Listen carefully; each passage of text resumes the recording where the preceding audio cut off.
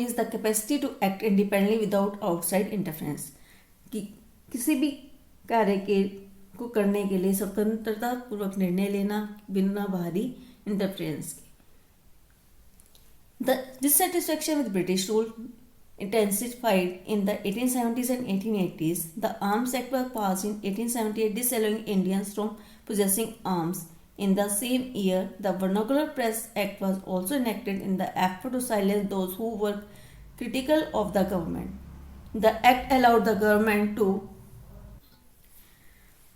The Vernacular Act allowed the government to confiscate the assets of newspapers, including their printing presses, if the newspaper published anything that was found objectionable. In 1883, there was a furor over the attempt by the government to introduce the Ilbert Bill.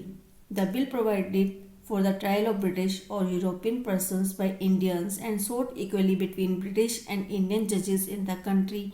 But when white opposition forced the government to withdraw the bill, Indians were engaged.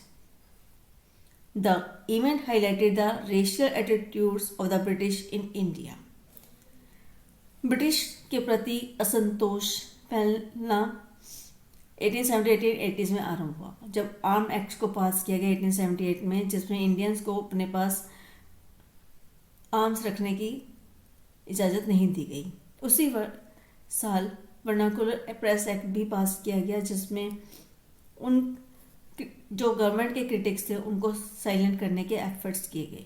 इस act में government के पास अधिकार था कि उन newspapers की सारी assets को और प्रिंटिंग प्रेसेस को अपने सील कर दे जो न्यूज़पेपर्स उनके बारे में कुछ ऑब्जेक्शनेबल प्रिंट करते हैं।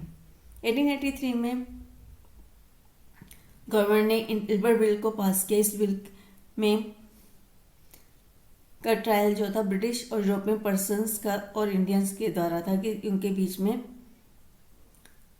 ब्रिटिश और इंडियन जजेस को इक्वली रखा जाए। बट जब वाइट लोगों ने इसका विरोध किया, गवर्नमेंट के इस बिल को वापस ले लिया जाए, तो इंडियंस भी इसमें शामिल हुए।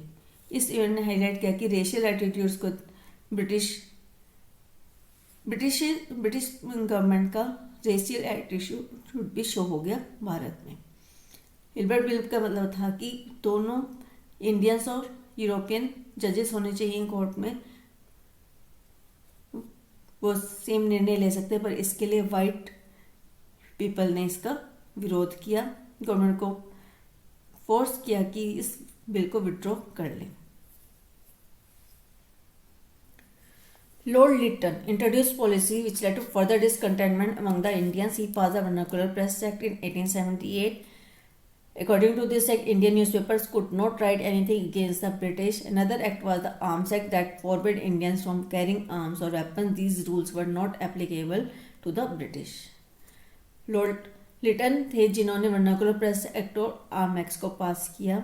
ये रूल्स ब्रिटिशर्स पर लागू नहीं होते थे, इंडियंस पर लागू होते थे। इंडियन प्रेस के ऊपर बैन कर दिया जाता था जो ब्रिटिश के खिलाफ लिखता था, और आर्म्स एक्ट के कोई भी इंडियन अपने पास कोई वेपन नहीं रख सकते थे।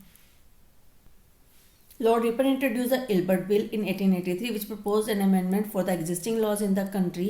The bill proposed that Indian magistrates would be given the power to try cases that involve British offenders in criminal cases at the district level. These are disallowed at that time. This led to much protest by the British community who opposed the bill, and it had to be modified. Indians realized that they would never get the same rights as the British. This aroused feelings of nationalism among the Indians.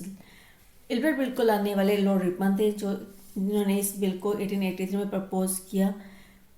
Country में कुछ amendments, law में कुछ amendments लाने के लिए उनके bill में propose किया गया कि इंडियन मैजिस्ट्रेट्स को पावर दी जानी चाहिए कि ताकि वो ब्रिटिश ऑफेंडर्स हैं जो भी क्रिमिनल केसेस हैं उनके ऊपर वो निर्णय ले सके, उन केसेस को सॉर्ट कर सकें।